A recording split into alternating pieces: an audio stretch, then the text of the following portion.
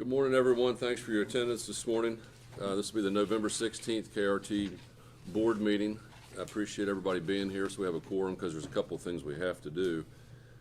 First, we're going to take a roll call, make sure who's here. You do that, Sean? Yes.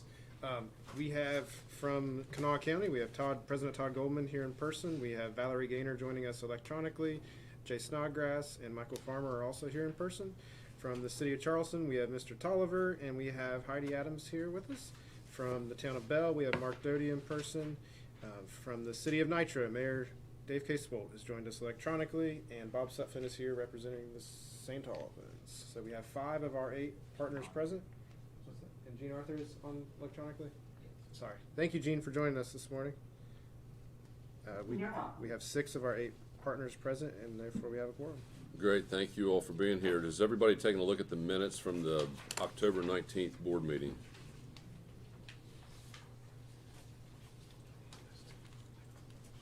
Any motion for approval for the October board meeting minutes?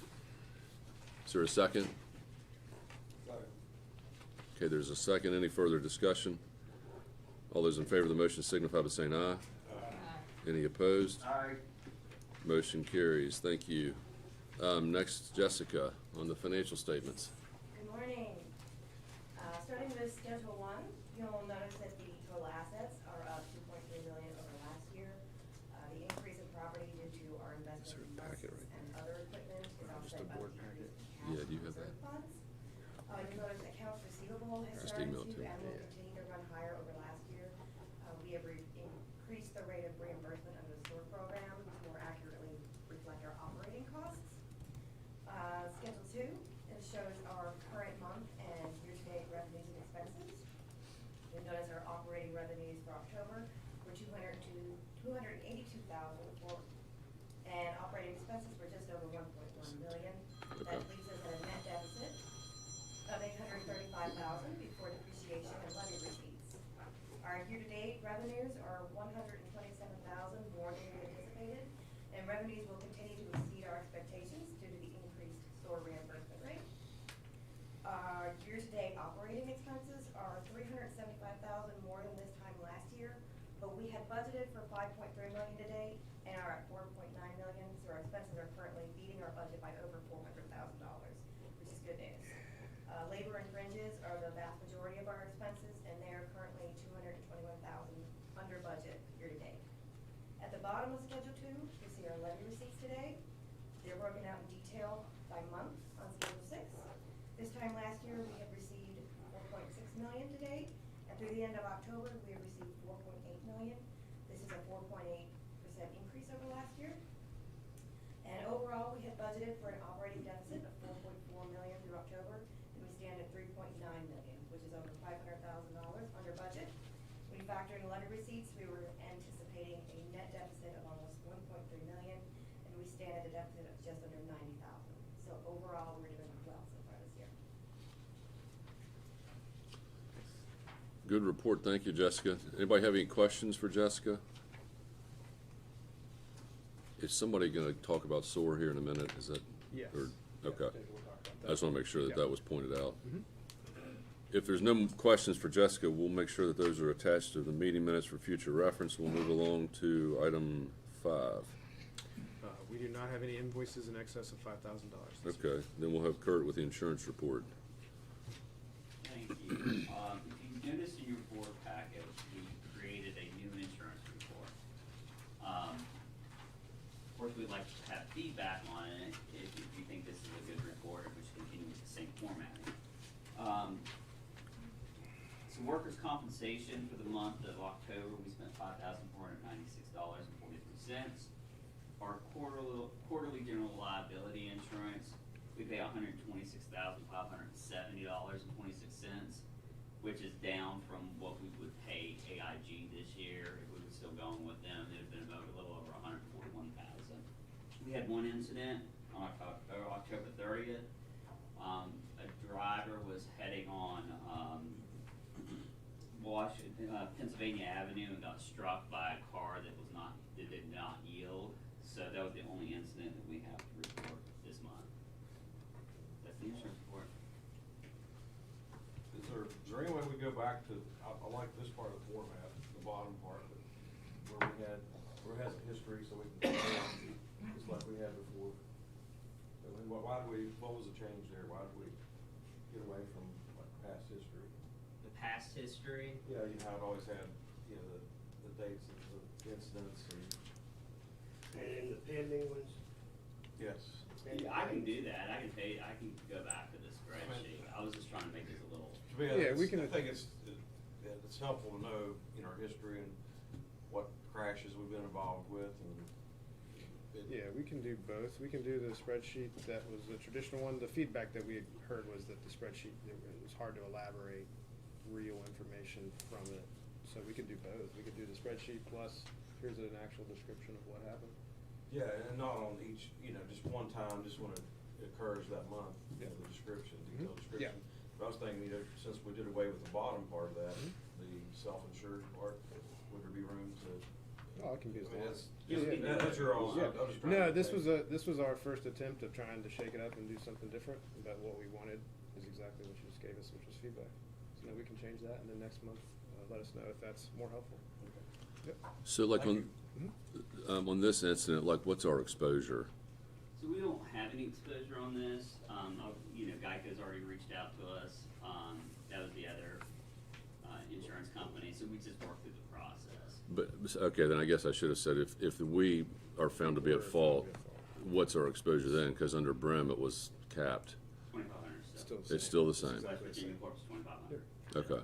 So, we got lucky where we still pay the same amount per incident. Yeah. But it's cheaper by about, you know, $45,000 to $50,000 per year. Has our history put us into a less risky category, or is it not improving? This year, you know, it's year by year. Of But course, don't, it there's doesn't- like a rolling 3 years or it's a something like rolling that? 3-year. We've had we've had a pretty decent 3-year period. Workers' comp, we've had a couple of big incidences that have occurred that's hurting our EMOD score, but overall, our rolling 3 years has been pretty decent. Now, Jesus. What is the EMOD? What are we So an looking at? EMOD score. I know what it is, where are we? It's pretty high, it's 1.4, I think. We've had a couple of major incidences that have lasted for over a year. But after those incidences, we've done really well. We've had a couple of minor things. So our EMOD score, once we pick up those good years, will drop dramatically probably in the next year or so. What EMOD, could that be changed or reduced any by extra training or specific training? So West Virginia Court offers various different trainings that we're gonna take advantage of. During Jacob's report, he made mention that we're having a training at the end of this month and in December. So yes, we are gonna do more training, especially related to slips and falls, because that's the biggest workers' comp issues that we have. And that's the biggest insurance issues that we have here too, is slips and falls. We think it's accidents, we think it's collisions, but it's actually falling on the bus. And for employees, it's actually employees falling. So both passengers and employees falling is an issue? Yes, the two biggest workers' comp claims since I've been here are due to slips and falls. Everything else has been pretty quick. You know, they go on workers' comp for a little bit, they come right back out.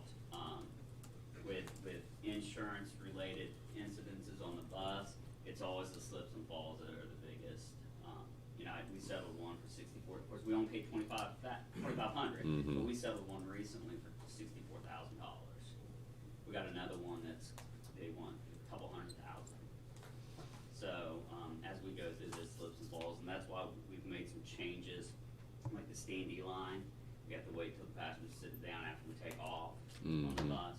Those types of things will save us a great deal of money, because you imagine anyone that falls on the bus is pretty much guaranteeing us to pay them pay the insurance company $2,500. Mm-hmm. Yep. Okay, now we'll move on to Jacob on the operations. Yeah, so on the CAT report, there's not much change on as far as the revenue number of trips we did each month. Probably the biggest thing you might notice is the store receipts down there at the bottom. As Jessica mentioned, the rate changed for October. In October is when we submit a new rate through the SOAR program each year. And this year we submitted a rate for $125 an hour, whereas before it was $60 an hour. Jessica took a closer look at the numbers and found out that we need to be charging a higher rate, which is a good thing. So for the month, it was $134,000 in receipts there. Another thing in this report that we've noticed in the last couple of months is the no-show and cancellation columns, the last two columns on there. The no-shows have tremendously decreased the last couple of months, and cancellations have tremendously increased, which is a good thing, because our drivers aren't going out to the residences, going to pick up people and then not being ready or not wanting to go. So it's saving us money and fuel, and then we're also able to schedule more trips with other people when there wasn't the availability before. And I'll step in there for a second also. As we get more and more of our CAT passengers and SOAR passengers who are familiar with the VIA app that allows them to go in there and themselves they can cancel or they can modify these pickups, etc.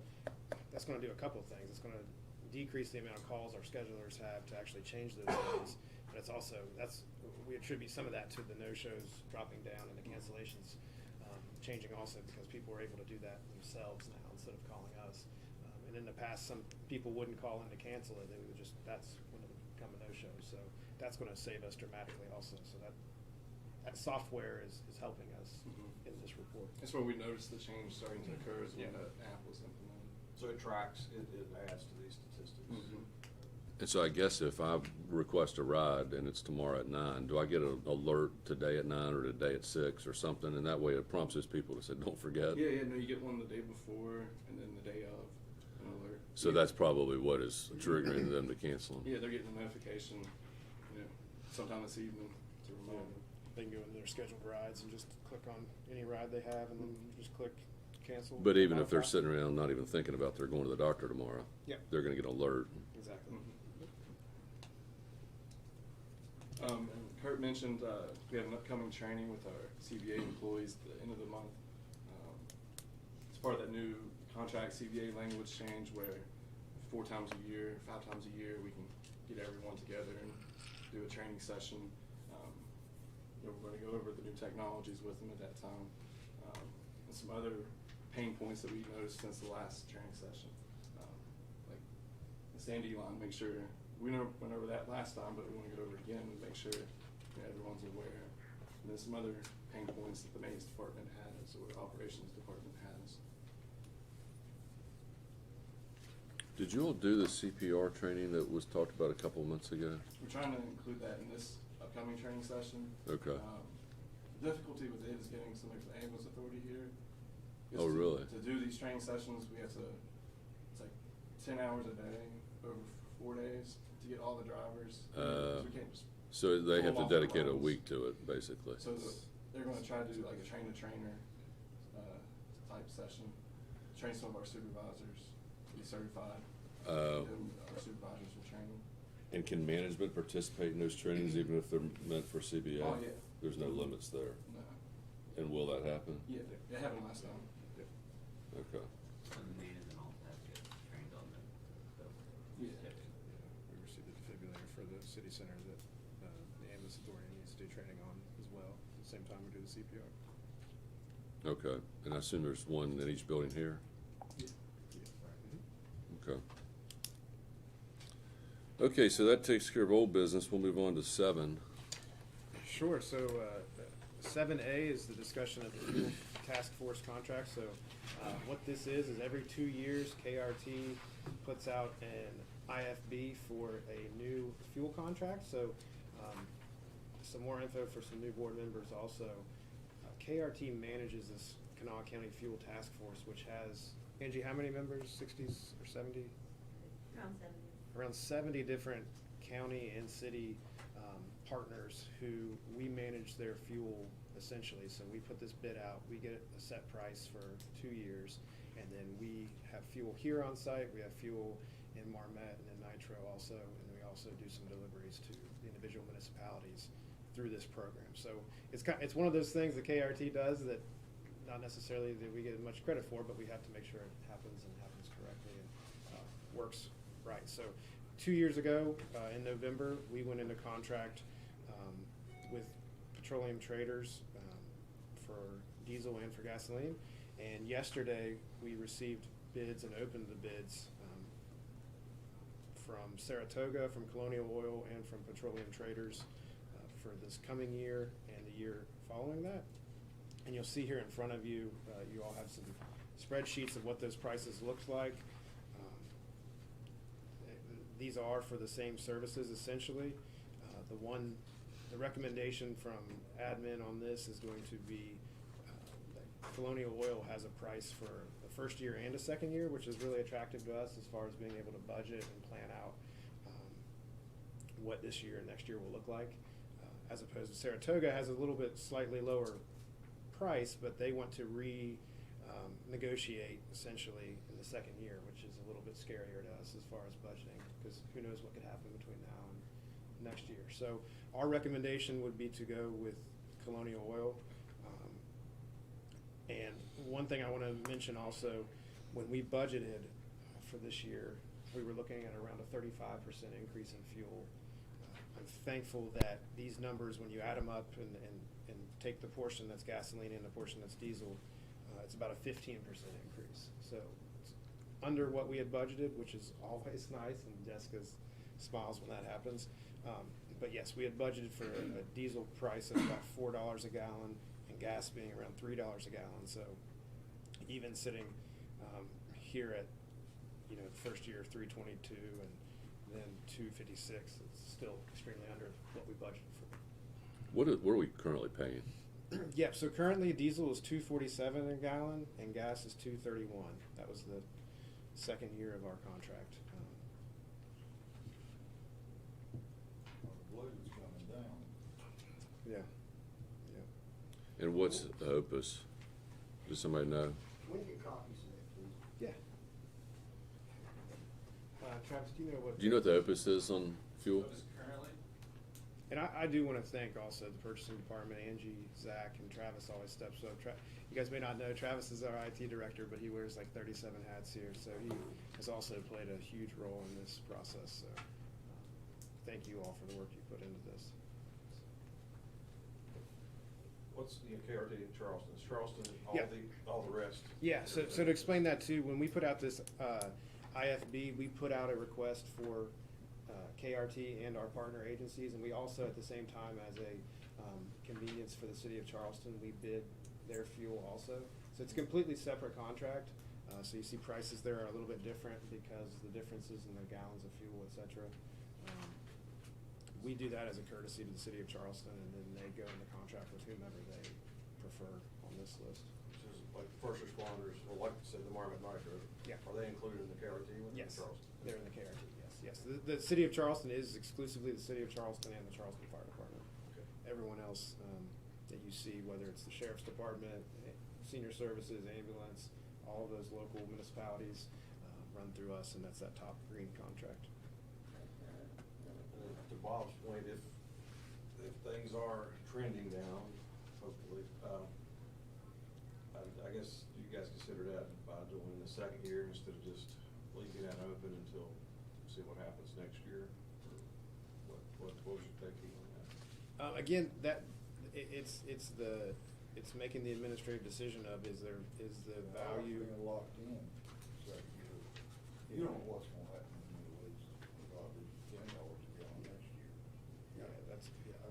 No, that's our administrative preference is to, it's the devil, I mean, being able to actually budget and know what that price is gonna be next November. Like you said, it could go down. I mean, when it goes down, we would look bad, and if it goes up, we would look great, and that's kinda through COVID. That happened to us a few years ago. Yeah. It went down, and then we had to get rid of the fuel. Yeah, we couldn't get people to take our fuel. Yeah. Yeah, but and when it's good, it's great. The county commission, to their credit, having the foresight to create this group, and then during COVID, when the prices of gas and especially diesel at times were incredible, they did KRT a great service by sending out some notices to all those partner agencies, letting them know how much money they save because of the program we administer. So That's great when it's working that way. It's Yeah. I'll make you motion to accept Colonial Oil for the fuel 2-year contract. Okay, Bob's made a motion to accept Colonial Oil's 2-year contract. Is there a second? I'll second. Thank you, Mr. Tolliver. There's a second. Any discussion? Was there someone online that had a question or comment? If not, motion is to accept the Colonial Oil contract for 2 years. All those in favor signify by saying aye. Are there any opposed? Aye. Motion carries. Thank you all. And I don't know how long we've done 2 years, but I bet you it's been through 3 cycles that we've done the 2-year. And I don't, 2 years ago when Sean had just come into his position and there was excess fuel that didn't meet our minimum standards for the contract. Yep. That's why we had to get rid of all that fuel. And we were still selling it cheaper to TTA than what they could buy it on the spot market. So they got a benefit. We fulfilled our contract, and I mean, service level changes with COVID. yeah. So we have to budget, within 10% of whatever the number is that we expect it to be. Exactly. But one, Bob, to your point, I'm surprised fuel's coming down with all the chaos in the world, but, and also that the second year of the contract's even lower. yeah. But if you look at, compared to petroleum traders, there's clearly a difference of opinion about what's gonna happen. One of them's wrong.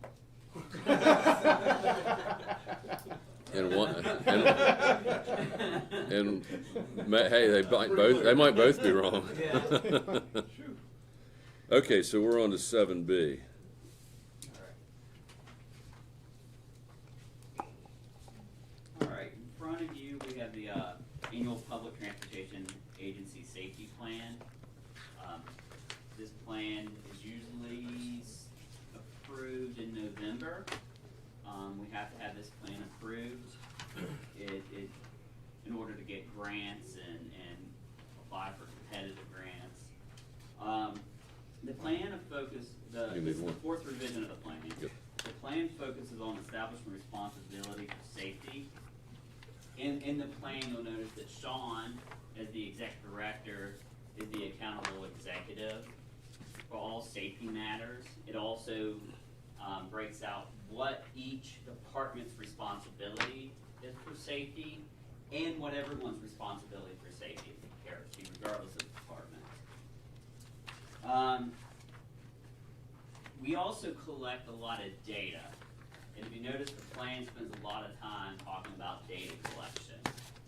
We collect data on all the incidences, complaints, workers' comp claims, slips, falls, near misses, etc. And we submit that data to FTA. And we also keep it in-house in a hazard log.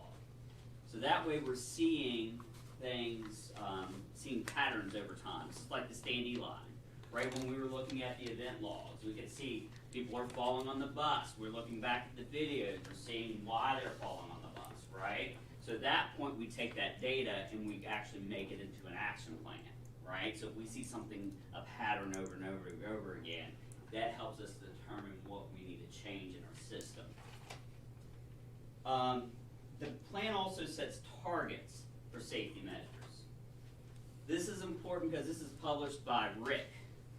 So after we approve the plan today, I will send those targets over to Rick, and then they'll publish those plans. Okay, and these are goals, these are targets, and we hit our targets, and I can tell you at the end of on December 31st where we stand on each one of those targets that are set into this plan.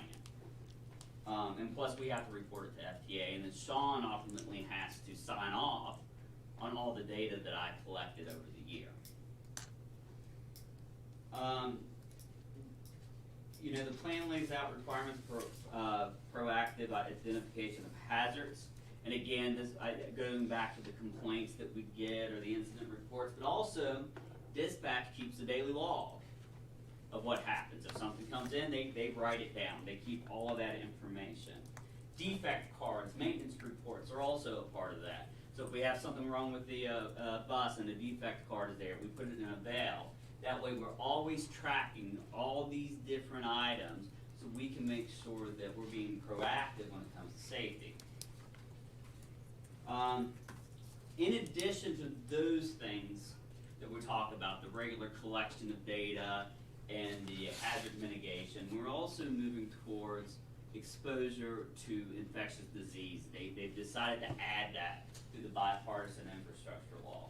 This thing used to only deal with accidents and slips and falls, etc. Now, FTA, with the passage of the bipartisan infrastructure law, wants us to train our employees and give the employees tools to help them and protect them from infectious diseases, so COVID, flu, etc.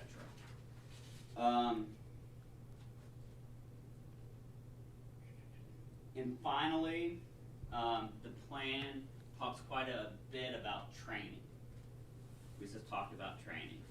We've always got to train employees. New hazards are out there.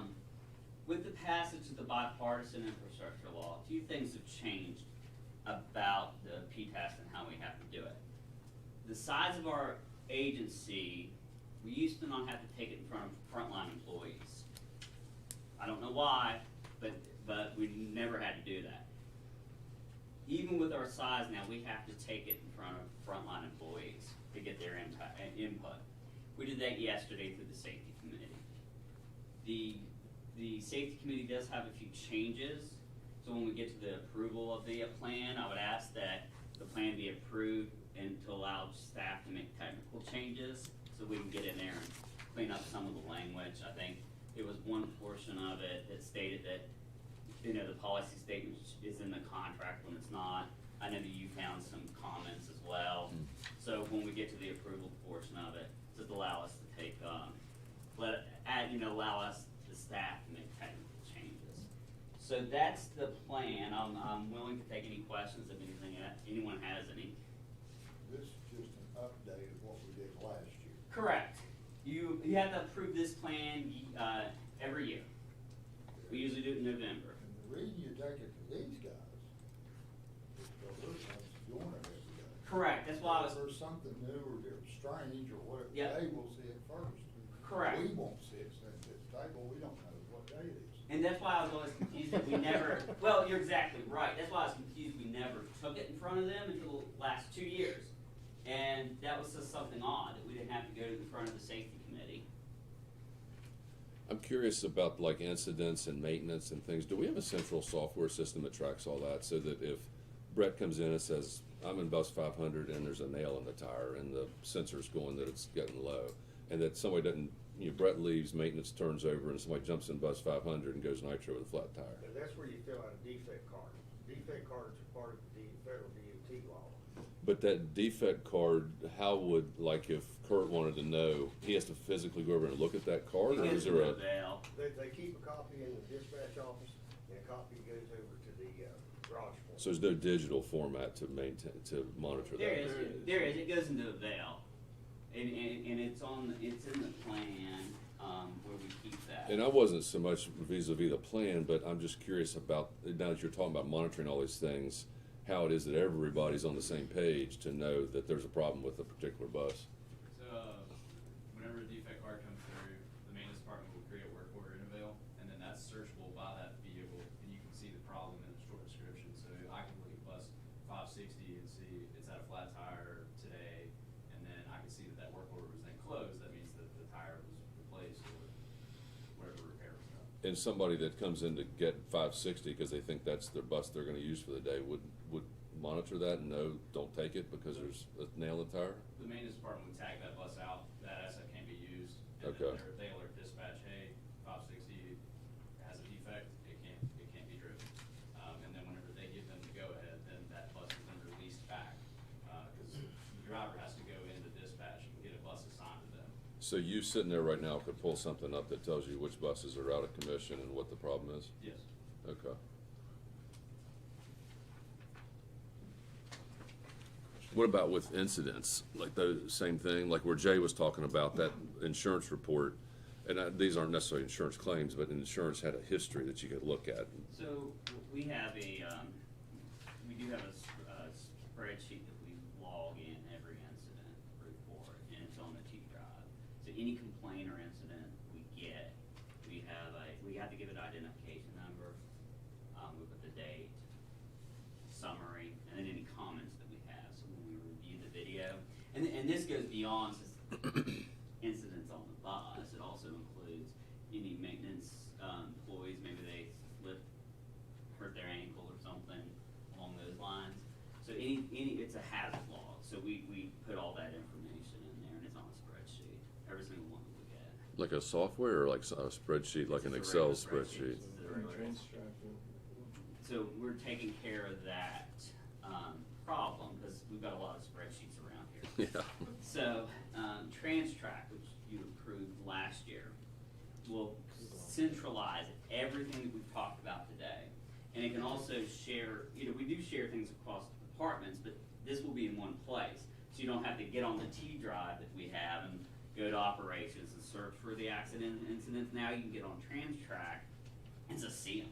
So if you're at home, you could pull it up on your phone if you needed to Yes. and see what was in there. Yeah, and that's been a major problem, and I'm glad we're solving it now, to centralize those Yeah. types of bits of information. Mm-hmm. That will eventually also, once we gain a proficiency in using TransTrack, will change the way we offer reports to the board too, as far as providing information that is more helpful to you all. I'll make a motion to accept the public transportation safety plan for the year. Yeah, pending some minor modifications by administration to satisfy the outcome of their safety meeting yesterday. Is that the motion? One more question. Well, is there a second to the motion? Then we'll have discussion. Thank you. Okay, now, what's your, We talked, previous meetings about, fentanyl poisoning, secondary, so the passenger would bring it on to the bus. Has that been addressed in this, or is that something that's complete separate? We haven't addressed it in this particular plan, but Okay. we have looked into that. From what we understand, Jake might have to help me. With fentanyl, I'm trying to remember. I thought it was a meth issue. That's what I remember. I thought it was second exposure to meth. I don't know if we've talked about fentanyl. Fentanyl's the biggie. And Yes. It's like police officers, they get, exposed to it, Narcan. knocks them out, and, yeah, they have to have. Oh, we've Narcan. talked about Yeah. Narcan, yes. And we're looked into the liability issues. We're just not sure it's a great idea for our buses to be equipped with it. What about supervisors? That's Or something can we they look get at. to them that quick? Yes and no, it depends, like. Because it would more or less be used for general public, it's the safety of the driver. Right. Hopefully we'll have EMS Sure. close enough by if something Mhm. were to happen, but I was just curious, I know we talked about that, Mhm. it's a national problem. Yeah. It's, maybe look at more detail in the Yeah. future. We can revisit that too with Grace and her team as well, on liabilities, et cetera, but we wanna make sure we're protecting our drivers at all costs, so happy to readdress that. They don't carry self-contained breathing apparatuses in the drivers, isn't it? well, I assume if you put Narcan on a bus, it's gonna get used regardless of who the recipient needs to be. Did you have a question, Michael? I saw you. I thought you were getting ready to say something. Yeah, Maybe. I just noticed, were there any major changes? I see like the exposure to infectious diseases from the plan last year to this year based off of feedback from KRT persons. I just don't know if there was like anything major. No, the one thing that the CBA employees asked to make sure that we had disinfectant, gloves, and masks for this upcoming season. So, and to provide more training in terms of, especially with the new hires, with blood-borne pathogens and those types of things. So that was the feedback we got yesterday. I put working now. Thank you. You're welcome. Any other questions for Kurt on the PTASP? If not, there's a motion on the floor. I'll call the vote. All those in favor signify by saying aye. Aye. Are there any opposed? Motion carries, and we'll go into Title VI. I'm back up. And I'm gonna ask the same, for the same type of motion, again, to approve the plan to allow technical changes. Title VI, this is supposed to be a 3-year plan. We're making it every 6-month plan, it seems like. This is a very important document. This is the document that provides access to our service. So, after we went through the training review, I re-looked at the plan and realized that we're probably missing some elements that we need to add. Not to say that the plan was out of compliance, it never was out of compliance. And I think Grace can also back me up on this. FTA has a circular, you read the circular, then you put things in the plan, but it's extremely vague, the circular. So you have to create your own plan based off of vague circular. So what we did with Grace's help is add some of those elements that we thought maybe we were kind of missing in our plan. And again, our plan was never out of compliance. It's just, we felt this would make it a much stronger plan. So, what we did from the last time we had the plan up, we added a executive summary. The executive summary basically gives the history of Title VI and why we are required to have a Title VI plan and why are we required to follow those guidelines, or not those guidelines, the law. We also added definitions because there's a lot of different things in the Title VI plan, just to make it easier to read. So those are on page 2. Did you select those definitions, or was that like a recommended list? It's from the regulations. So they tell From the us what to feds. put it in, From so the feds. we're just regurgitating what they tell us Those to are the put it in. definitions that the feds have used. But did we choose the particular things that were described here, or we use their exact list? Their list. It's Okay. from the regulations. We also cleared up the complaint procedure in the plan. There were some things that we needed to make clearer in there because we kind of left a few things out. We also updated the most current numbers of the American Community Surveys. When I did the plan at the last year at this time, plus in March, we had the old numbers. So we've got to continually update those numbers because it could affect the way we have to do our service. We may have to add more translated documents. We may need to serve an area more. So it's important that we look at those numbers periodically and update them. We cleared up some of the elements in our public participation plan. And this is the most vague thing that FTA has in their circular. But the public participation plan is very important for us moving forward. If we're gonna make fare changes, route changes, apply for competitive grants, the public participation plan is one of the first things they look at. And again, it's extremely vague with the circular. So we added things in that public participation plan, including that if someone needs a translator, they speak another language and they need a translator, now they can request it up to 3 days before a meeting. Hey, how are we going to get a translator in here in 3 days? There's the question I think is going to be asked. But we can do a lot of online services, and what we allowed for the public participation plan is to have Zoom meetings.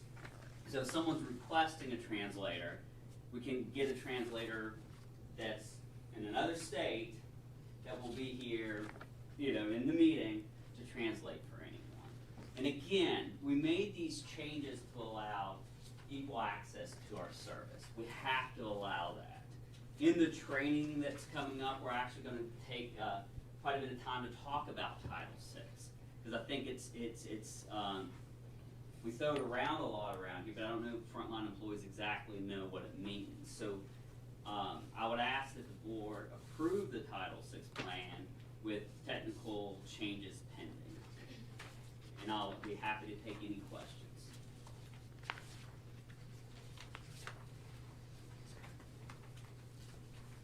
So this is a document we've seen before, and it's substantially current form, but there's been some modifications to it.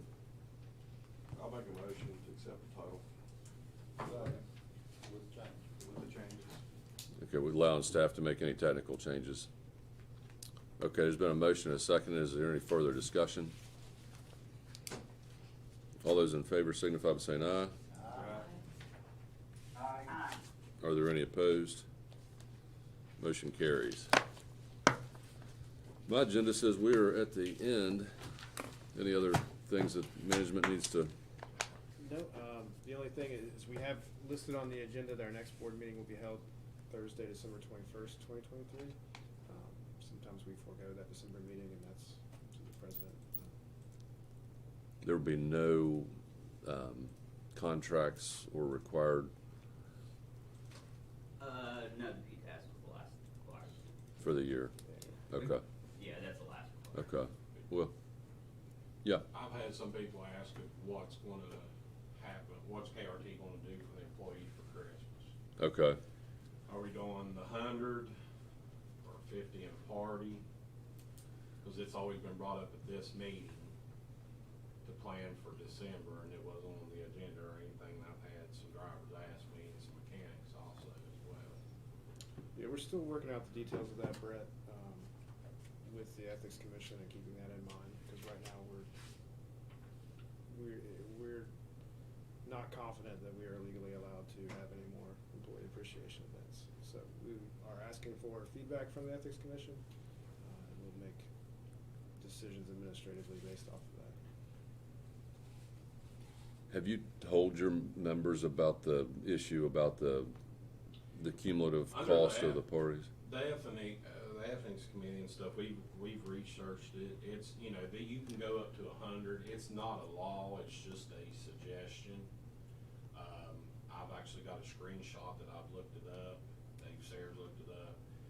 I've tried to explain to them, but it's always been about past practice. We've got at least, you know, $50, and we had the party. Mm-hmm. Last couple of years that you guys have approved $100. I think what we probably need to do is, if you think you're reading the regs correctly, is let staff submit a formal request, and we don't know exactly how that's gonna come back. Screenshot if you want. But I mean, I'm not a lawyer, I can't make that decision. But I mean, they're the ones that would ultimately weigh in on that. And if that's the route we go, that might lock us down even tighter than where we are now. But Yeah. we need to make sure that we're. Yeah, we'll be happy to ask for a formal request. I'm just telling the board, I'm not gonna do something that is against the recommendations of the Ethics Committee. Ethics Commission, regardless of the fact that we've done it in the past, you're not gonna see me ever do that. There comes a time when you set a precedence, that was my question last year. Sure, the precedence isn't gonna go against law. If something's illegal, it's illegal. Yeah, I don't care about past precedents when it comes to violating the law, sorry. Do you have pretty good, personal confidence that $100 is correct? The last 2 years, yes. Yeah. No, that the Ethics Oh, Commission yeah, would allow yeah. that. I mean, it was online, so. I mean, that would be the next step, because that would, if you're right, then that would put us in a totally different posture. Okay, so, I mean, so to do some math, and I can send to the board the responses that I've received from the Ethics Commission. Brett's referencing $100 that can be spent on an employee, per the Ethics Commission rulings. It's a little more complicated than that, okay? You can spend $25 per employee. So let's say we had 100 employees, okay? I can spend $2,500 in a year on employee recognition programs, okay? Because it has to be however many total employees you have divided by 25 times 25 is how much money you can spend in one single year, okay? You can, at the same time, give employee, the difference is I could give Todd $100. I can't give him $101 in gifts or employee recognition. I can give him $100, but if I give him $100, that means I can't give Grace, I can't give Mark, and I can't give Michael anything, because collectively, that $100 has to be spread amongst your employees you have. So what happens is, when we had an employee recognition event back in August, where we had, hey, come out to the Dirty Bird Stadium, bring your friends, bring your family, we're gonna do this. That was an employee appreciation event that then subtracts from what you're allowed to spend with public funds for your employees for appreciation for that fiscal year. So once you spend that money, it doesn't matter that you have got these great programs that I fully support. I love safety awards, I love Christmas parties, I love summer cookouts. I'd do 10 more if we could. The math is you can spend $25 per employee for every employee, or no more than $100 on an employee, as long as it doesn't violate that math problem. It's simple math, and it's you can have a differences of opinion on it. I will send out the responses I've gotten from the Ethics Commission. They're very clear. I'll be happy to get a formal opinion from the Ethics Commission. I think President Goldman's right. If you get an official opinion from them, there's a chance that there could be some consequences too from our past violations of the ethics ruling. So I'm happy to do that, and we can spend time and money fighting it, but. And I would point out too, that it's just not an opinion, it's just not a committee, or there could be real consequences to breaking that. There could be fines of tens of thousands of dollars. And they have issued fines, so it's just not an opinion. They actually have real power to sanction us for things if we do things wrong. Well, according to this one, it just says it's advisory opinion, it's not law. I mean, it's not, I've got like I said, the screenshot of what I looked up. It's What? from the West Virginia Municipal Ethics, so. But, that's what a lot of people's asking, they're wanting to. Yeah. Sure. And I don't blame them, because this has been a history, and we recognize that. But We've at least got $50 in the party, or, like I said, last 2 years, we've received $100. mm-hmm. So, it's a pretty big deal when it comes to around here. Yeah, particularly under the economic conditions right now. As a one-time, pay advance or pay, bonus. I don't believe that that's legal either. I can double check into it. A lot of people do that in government. It's a one-time pay raise, even though it's Well, at that, it could be $50, it could be. I don't know the answer to that. When Doug and Denny was here, they was on the $50 gift card from Walmart and the party. Mm-hmm. And then when Sean got here, it was the $100 for the last 2 years. And now, $100, so what was that? When COVID happened, the parties increased from 50 to 100 because we couldn't do the Christmas party. In lieu of the Christmas party. Okay, I remember that. and again, I don't want to give off the impression that I'm not supportive of these programs. I entirely am, and I'm happy to find any potential resolution to this that would help those employees continue to receive this. What I'm not going to do, again, is go against any feedback I received from the Ethics Commission. I mean, you all have a whole stable of attorneys somewhere. Have they looked into what we could do to come up with a solution? We've got them looking too, and they agree, that it's not law, it's just a opinion in their eyes, that's what they look at, so. And plus, it's been a past practice, so. Yeah, and I get that, and I don't think this board ever meant to violate the ethics rule, but it appears as though we may have. And hopefully they recognize the fact that we all want to be better all the time, and when we find out that information, we do what we think's right with it. I don't know that we're going to come to any resolution here, other than hopefully your folks can come up with a suggestion, provide it to management, and if it comes right down to it, we'll ask for an ethics commission and deal with the ramifications that that may come from that, not knowing what they may be. But yeah, if you could get your team to get in contact with us as soon as possible. I'll get it. Be very I mean, and I think what I need to reiterate from our perspective, meaning the boards and Sean's as management, is we want to do those things, but we also don't want to jeopardize the fiscal fiduciary responsibility that we all have here.